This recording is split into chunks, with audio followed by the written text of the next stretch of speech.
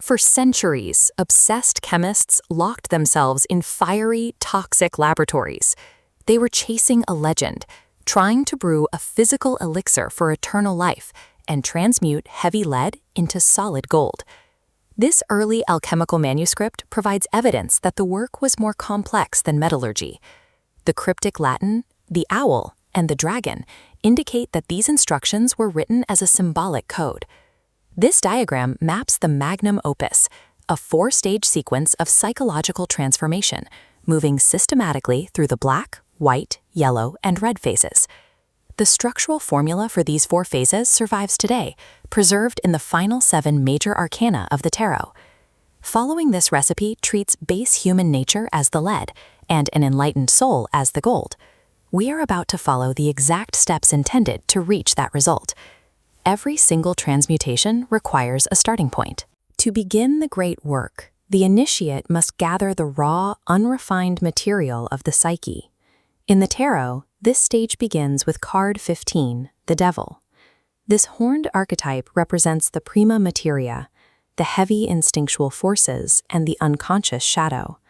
Before any spiritual movement can happen, the alchemist must first acknowledge these deep material attachments. They are the dense ore of the self.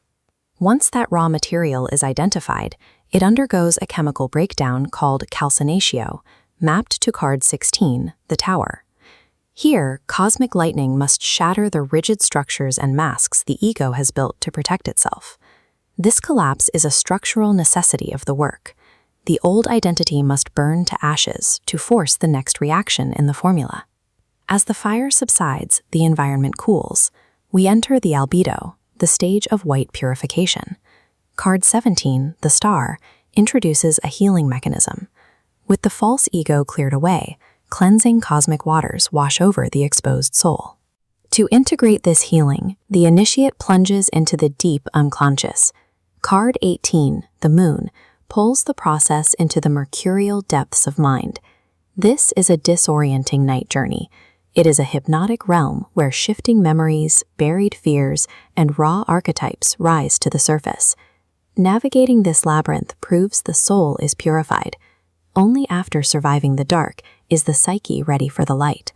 The lunar darkness now breaks into the citronidas phase, the dawn of yellow illumination. Card 19, the sun, marks the arrival of alchemical gold. The shadows dissolve and clarity awakens. This solar illumination initiates the spiritual resurrection, represented by card 20, Judgment.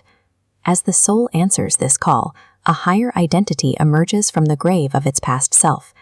This awakening is the moment the base material realizes its integrated nature. We arrive at the final alchemical stage, rubedo, the red phase, signifying the completion of the magnum opus. Card 21, the world, represents the living philosopher stone. This stone is the internal reconciliation of all opposites. Spirit and matter, logic and instinct, and light and shadow are finally harmonized within the initiate.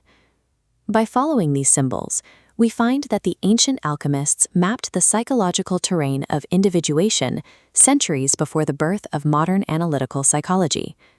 The map has been real the whole time. This treasure is forged by the courage to step into the fire of your own transformation.